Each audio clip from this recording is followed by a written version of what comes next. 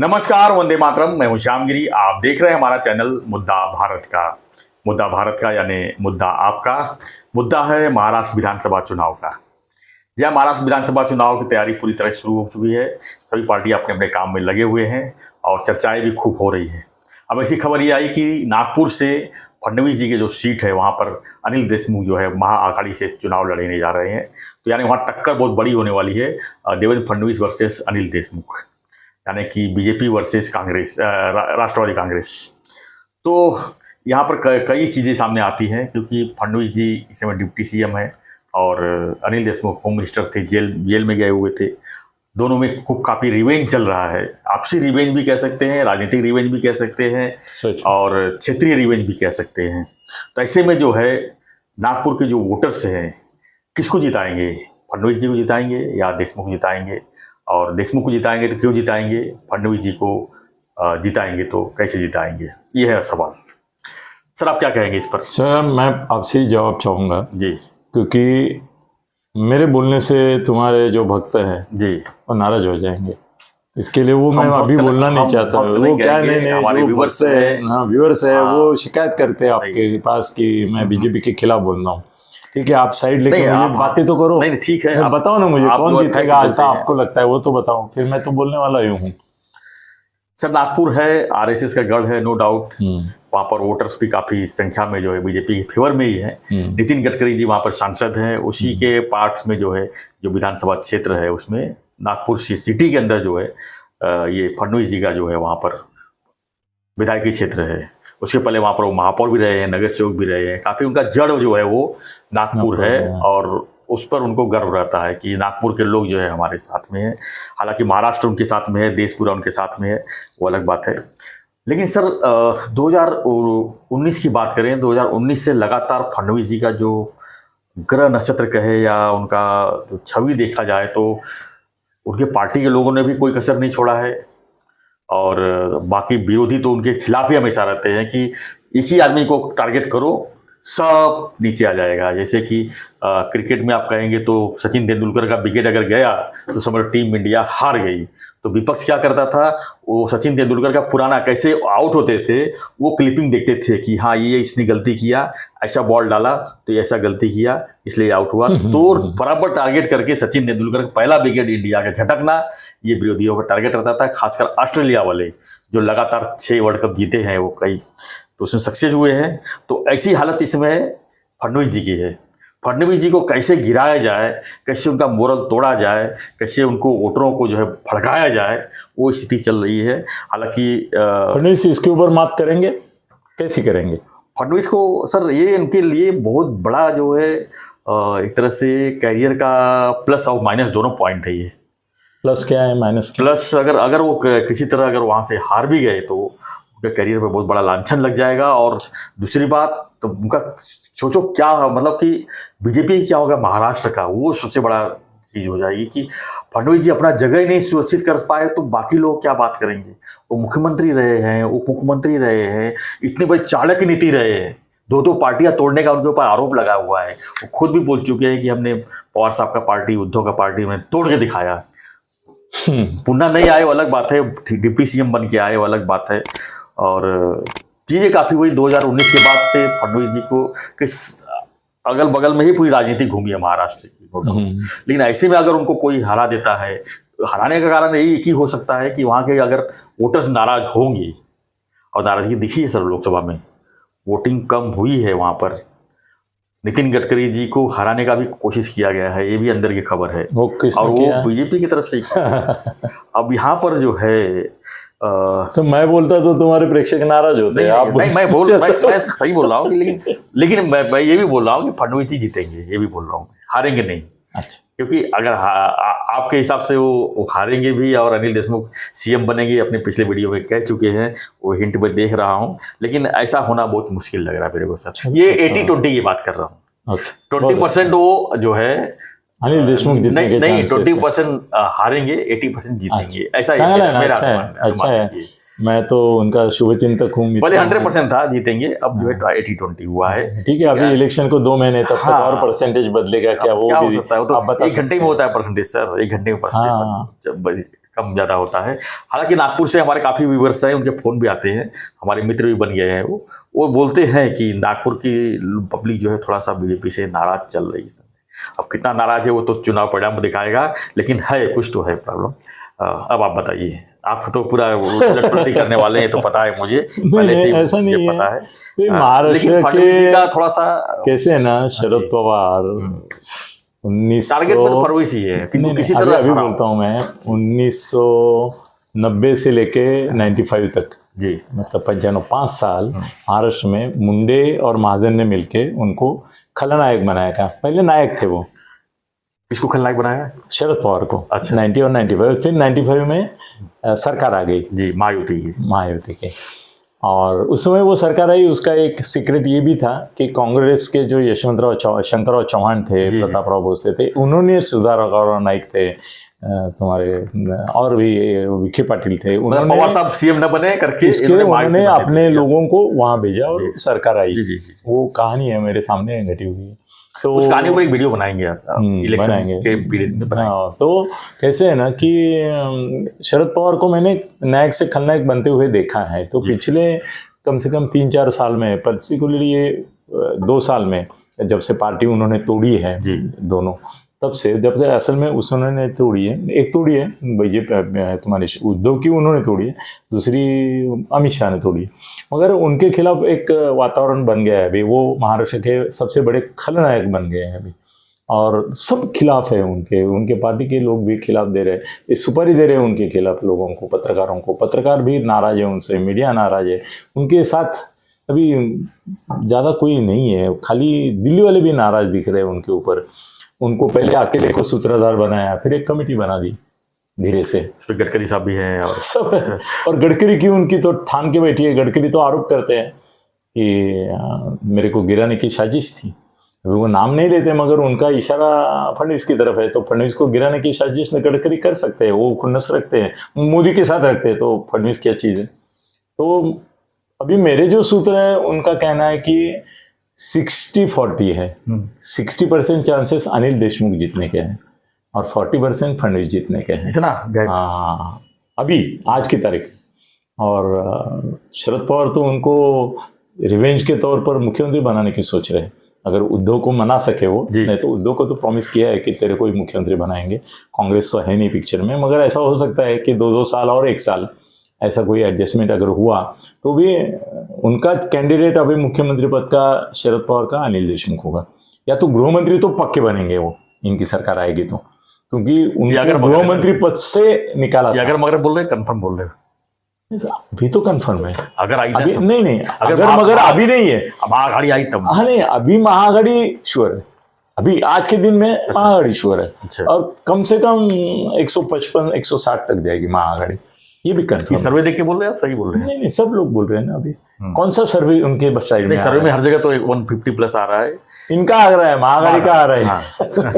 इनका नहीं आ रहा है। चुनाव है, अब तो एक दिन में कुछ भी हो सकता है। ठीक है, देखते हैं। अभी देखो, दिल्ली वाले इतना एक बदलापुर हो गया तो पूरा आधा ठाणा डिस्ट्रिक्ट गया जी, है ना।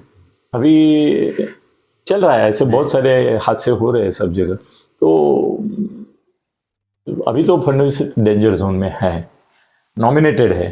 वो बिग बॉस में बोलते हैं ना, नॉमिनेट है ये निष्कासन के लिए, वैसे वो नॉमिनेट है।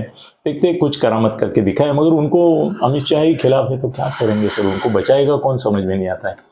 52 कोड़े आरएसएस है उनके साथ में, आरएसएस का भरोसा है उनको पूरी तरह से। अब आरएसएस कितना चलता है नागपुर में चलना ही है। आरएसएस नागपुर में चलना ये अलग बात है, और फडणवीस को सपोर्ट होना। सर, जिस तरह से अमित शाह उनका पीछा कर रहे हैं, उनके पीछे लगे हुए हैं, उनका अपमान करने का एक भी मौका गंवाते नहीं है, उससे लगता है आरएसएस भी उनसे पूरी तरह से नाराज है, या कुछ तो है गड़बड़ उनमें भी जी।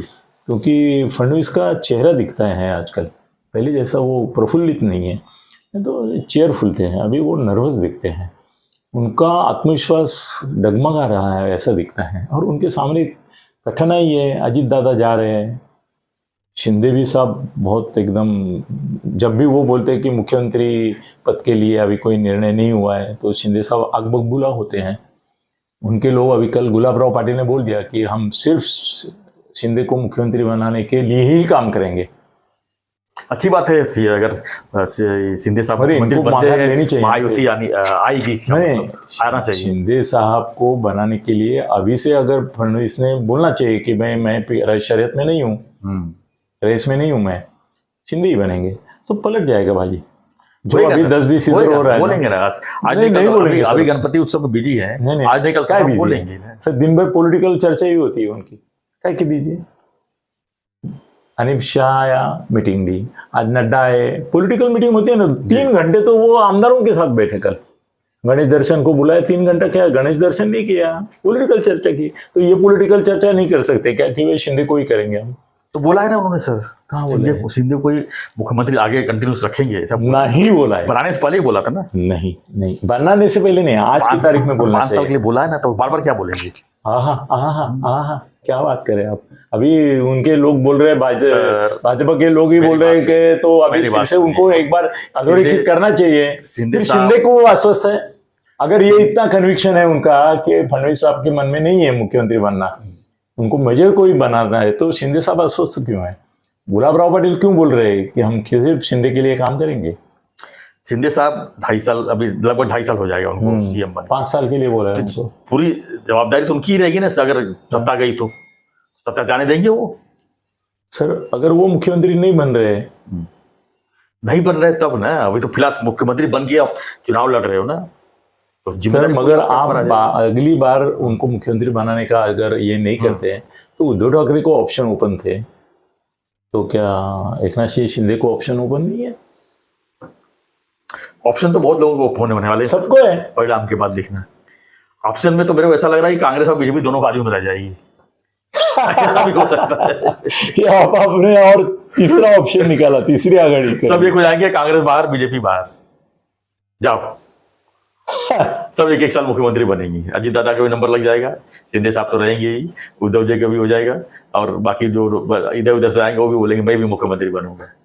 क्योंकि महाराष्ट्र राजनीति सर कुछ भी हो संभव है। हाँ। नहीं, क्योंकि 2019 में किसी ने कहा था, सोचा था क्या कि नहीं। उद्धव जी एनसीपी और कांग्रेस से मुख्यमंत्री बनेंगे? नहीं ना, नहीं इसी को मगर इनको मालूम था, पवार साहब को नहीं, मालूम मगर अभी हमारा मुद्दा है खाली देशमुख और फडणवीस का, तो अभी डेंजर जोन में फडणवीस ज्यादा है अच्छा, अनिल देशमुख से, ऐसी लोगों की भावना है। लोग भी बोल रहे हैं, चिंता व्यक्त कर रहे हैं अभी फडणवीस को। और क्या है ना, फडणवीस को अनिल देशमुख खड़ा होना तो नागपुर के बाहर निकलना मुश्किल होगा, वो महाराष्ट्र का दौरा नहीं कर पाएंगे। नागपुर में जो वहां पर दलित वोट बहुत ज्यादा है, वहां पर दलित वोट ज्यादा है, वो कांग्रेस का है, मुसलमान वो वोट है, दलित वोट कांग्रेस का अगर है। जो डिसाइड करेगा वो बहुत कुछ हो सकता है, ये भी इतना ही बोल सकते सर दलित आएंगे फडणवीस के साथ, ब्राह्मण के साथ दलित, क्या बात कर रहे हैं आप? हैं। अभी तक तो आ ही रहे थे ना सर, अभी तक तो चुन के ला ही रहे थे ना सर। सर तो तब ये संविधान और ये वो बातें नहीं हुई थी, सबको समझ में आ गया है क्या हमको चुतिया बनाया गया है। वो तो 240 पे बैठे ना वो जाके, खटाखट भी बोले थे कि पैसा आने लगेगा, आ रहा है पैसा। सर वो कहाँ उल्टा महायुति दे रही है सत्ता में, पैसा। कहाँ है हैं? वो सत्ता में नहीं है ना, तो खटाखट का मामला ही नहीं है। ये 15 लाख बोले थे दिए, ये देने थे ना हर एक आदमी के बैंक में 15 लाख, ये तो खटाखट बोला, खाली अमाउंट नहीं बोला। वो तो 15 लाख बोल चुके हैं ना, वो कहाँ दिया उन्होंने? ठीक है, वो तो राजनीति है सर, ये सब तो चीजें होती रहती है, तो ज्यादा ये नहीं कर सकते हम लोग, मगर एनीवे देखते हैं बहुत बट ये कटोकट लड़ाई होगी। 288 सीटों में सबसे बड़ी लड़ाई यही होगी नागपुर की, ऐसा समझ में आ रहा है। यस दूसरा लड़ाई होगी मुख्यमंत्री की जगह पे कौन लड़ रहा है वहां पर, शिंदे साहब के साथ में। हाँ। दो चीज ही रहेगी। क्या बात करें, One शिंदे साहब वन साइडेड 80%, उनका कोई भी खड़ा रहे, आदित्य ठाकरे भी खड़ा रहे तो 80% शिंदे साहब के साथ है। थाना में सर बात ही सोचो मत, जो शिंदे साहब तय करेंगे वही होगा। खाली संजय केळकर मटमट बहुत करता है इनके खिलाफ, शिंदे के खिलाफ, इसलिए वो डेंजर जोन में। अभी आपने आदित्य का नाम लिया तो ये भी बात सही बता रहा हूँ कि आदित्य सामने कौन खड़ा गया, ये बहुत बड़ा लड़ाई होगी। हो गया, मैं देशपांडे खड़ा रह रहा है, मनसे का।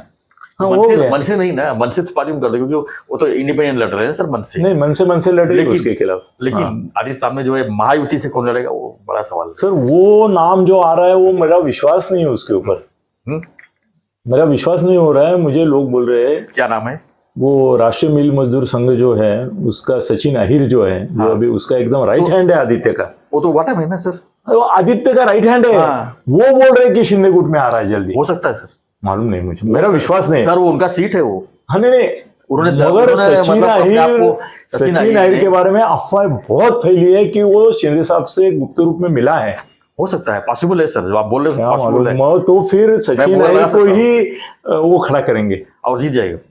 सचिन अय्यर का काम अच्छा है, एनसीपी में थे वो, मैं जानता हूँ। क्या मालूम मुझे, मगर मुझे जब शिंदे साहब के खास आदमी ने बोला कि शिंदे साहब की और सचिन अय्यर की सीक्रेट मीटिंग हो गई है और वो लास्ट मोमेंट को आएंगे इधर, यानी रवि वायकर जैसा है, लास्ट राउंड में आए, टिकट लिए, जीत हाँ वो गुस्सा भी किया और टिकट भी लिया और जीत भी गए यस सर की।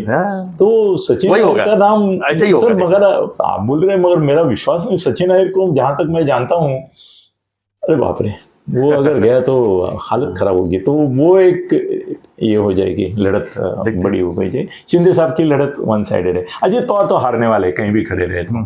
हाँ, उनको तो शरद पवार और ये जो है वो हराएंगे, क्योंकि उनका पूरा हाथ पांव का नाखून और ये दांत निकालने के बजाय उनको लेने में मजा नहीं है। उनको पूरा चित करके फिर मरण तक देने के बदले शरण। चलो जाने दो।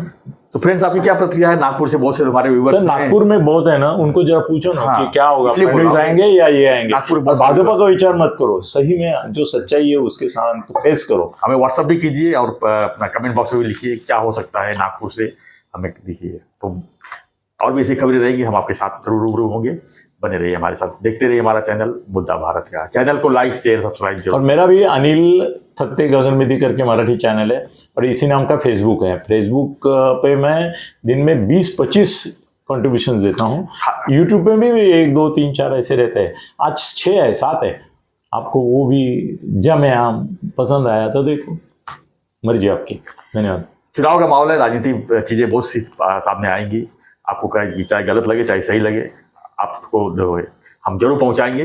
और हमें सच्चाई हमेशा कड़वी होती है। हम यही चाहेंगे कि आप हमारे साथ बने रहिए, लगातार देखते रहिए चैनल मुद्दा भारत का। धन्यवाद। जय हिंद, जय महाराष्ट्र, जय श्री राम।